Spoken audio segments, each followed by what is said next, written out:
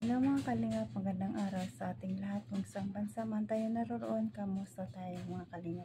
Ngayong araw mga kalingap, mag-reaction video tayo sa video ni Kalingap DJ na yung bulong ito ni Tinay. Napakaganda ang bulong ni Tinay guys, nakakatawa ang bulong ni Tinay. Ito hindi natin to alam, pero nang dahil kay Tinay nalalaman natin kung ano pala ang mga ginagawa ni Kalingap Ido pagkatapos ng kanyang live or free time niya, no? Nandoon pala siya lagi sa boarding house ni Bensi. Nakikita pala sila at may dala itong pagkain. Ito ba ang sinasabi nila na pinapabayaan si Bensi ng pagkain? Di ba hindi? Sabi nga ni Bensi na tumataba na siya laging kasi lagi si Kalingap Ido nagdadala ng Jollibee sa kanya. Kaya wag natin paniwalaan yung nagsasabi na napabayaan si Bensi sa pagkain, nagugutom si Bensi, pero sobra-sobra ang pagkain dahil si Kalingap Ido ay lagi nandoon, no? Bago ko ipakita ang mga video guys, pasalamatan muna natin ang ama ng Kalingap, Bar Santos Matubang, Ate Edna Vlog, Kalingap Rap, Kalingap Ido, charity vlogger sa buong mundo na tumutulong sa ating kababawang mahirap. Nandiyan din po ang reactors, keyboys, Kalingap team at mga grupo natin sa PCSG. Supportaran din natin. Ako pala guys, huwag nyo kalimutan si Jasmine05 channel. Wag chikahan channel ni Miridag Isan Official. Wag nyo akong kalimutan mga kalingap, paki-subscribe ang aking channel. Don't forget to click the notification bell para update ka sa aking mga video na ina-upload bawat araw. Tara na mga kalingap, ito na ipapakita ko sa inyo ang video. Tara, let's go. 1, 2, 3, go! Ako sa'yo, secret lang. Si Kuya Eds ba napunta doon mga gabi? Wala si Kuya Eds eh. Napunta doon? Napunta doon. Pa-secret lang nila. Grabe yung bulong mo ha. Bulong ka na doon ha. Ha? Secret lang yun. Secret lang yun? Baka guys, pag ano na, nakita na namin yung ano nyo dun ha. Secret lang yun. Kaya na alam. Alam mo, nakikita mo yung live niya? Pagkagabi? Alam mo na kung saan siya dumadiretso kapag afternoon? Oo. Ako ba? Kinikilig ka. Grabe na. Paano pag pumunta din si Kuya Eds? Anong nangyayari? May dala-dala palagi. Wala. Grabe naman. Hindi talaga yung pinapabayaan Sobrang swerte namin yung sobrang bike niya. Double purpose may pagkain kayo tapos may payo din si Bensi. Hindi kayo na Ticket lang dito na guys. So, ayan mga kalingap, napanood naman ninyo ang video. Siguro, diba nakakilig yung ni Tinay, bulong ni Tinay sa atin. Grabe. Kahit si Kalingap DJ kinikilig dahil kahit si Tinay kinikilig sa kanyang kinukwento kay Kalingap DJ, no? Ayan mga kalingap, may sasabihin na ako mga kalingap. Ito sasabihin ko sa nag-message, may nag-comment sa video ko na nakakainis daw ako kasi mabagal daw ako magsasalita. Itong sabihin ko sa iyo, kung ayaw mo akong panoorin, wag mo akong panoorin, okay lang sa akin, pero appreciate ko ang panonood mo. Kahit marami kang sinasabi sa akin, ipaliwanag ko sa iyo. Kung mapanood mo man ito, sana maunawahan mo kung ano ang nararamdaman ko. Ito mga kalingap, sabihin ko sa iyo, sa inyo kung anong totoo, bakit mabagal ako magsalita. Ako na mild stroke ako. Di nyo ba alam na kalahati ng katawan ko ay mahina pa noon, no? Dito ko, hindi ako, ito ka, dati ko ang kalingap, hindi ako makapagsalita, hindi ako makakain mag-isa, kailangan subuan pa ako kasi itong kamay ko na to, walang pwersa ito. Kasi kahit makahiwa, hindi makahiwa, kahit makasubo, hindi makasubo. Kasi na mild stroke ako. Itong nag-comment ito, kaya mabagal ako magsalita, alam niyo, kasi may memory gap na ako, kasi may pumutok sa utak ko na isang ugat.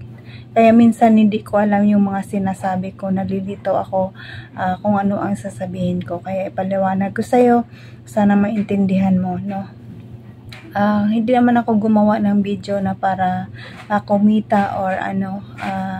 Nagpapasalamat ako dito sa sa IDC, sa mga love team ng Kalingap Rab, kasi nakapag-reaction ako. Naalala nyo, hindi ako nakikisabay sa mga reactors na mga magagaling, maganda magsalita. Kasi hindi ako makapag-deliver ng maayos ng salita kasi mabagal yung ng utak ko. Kasi nga hindi pa ako gaanong magaling. Kaya dahil nga sa pag-reaction ko dito, napapractice ko yung boga nga ako ibuka. Kasi dati hindi ito mabuka. Ang mabuka ko lang dito sa kabila. At saka dito hindi ko ito mabuka. At saka bulol ako dati magsalita. Nang dahil sa pag-reaction ko, napapractice ko itong bunganga ko. Napapractice ko. Simulan noon na lagi na ako nagsasalita. Ito nag-improve na. Pasasalamat ako sa Diyos na na-improve na at unti-unti nang bumabalik ang aking pagsasalita. Kaya ang nag-comment na nakakainis, mahina, mabagal ako magsalita, sana maintindihan mo, no? Kung paano ako naging mabagal magsalita kasi mahina na yung memory ko minsan. Hindi ko alam kung ano mga sinasabi ko. Minsan may bulol akong sinasabi. Di ba minsan mga Kalingap, may napansin kayo na bulol ako magsalita? Ayun, dahil nga dito sa pag-stroke ko dati, no? Pero pasalamat pa rin ako sa love team na Kalingap Rab dahil nakapag-reaction ako. Pero talagang hindi ako makikisabay sa mga reactor na iba na magagaling sila talaga. Hindi ko kayang tumbasan yun, ang galing nila. Kaya ko laging sinasabi sa huli ng vlog ko, hindi ako maganda mag-reaction. Pero patuloy pa rin kayo nagpapanood sa akin. Maraming salamat. Appreciate ko man lahat yung pinapanood nyo sa akin kahit na ganito ako, mabagal ako magsalita. Hayaan yung mga Kalingap kung medyo magaling-galing na ako at makarecover na yung utak ko. Gagalingin ko pa ng gusto sa inyo at mahaba ang oras ko. Kasi dito sa abroad may mahina ang ang time ko, walang tamang oras, kaya minamadali ko palagi, kaya minsan nabubulol ako na uutal. Pasensya na mga Kalingap kung ganyan talaga ako mag-reaction. Alam ko naman na hindi talaga ako maganda mag-reaction eh. Alam ko sa sarili ko, tanggap ko naman yun. Kaya pasalamat rin ako sa nagsabi, sa nag-comment na yun na naiinis sa akin dahil sa mabagal ako magsalita.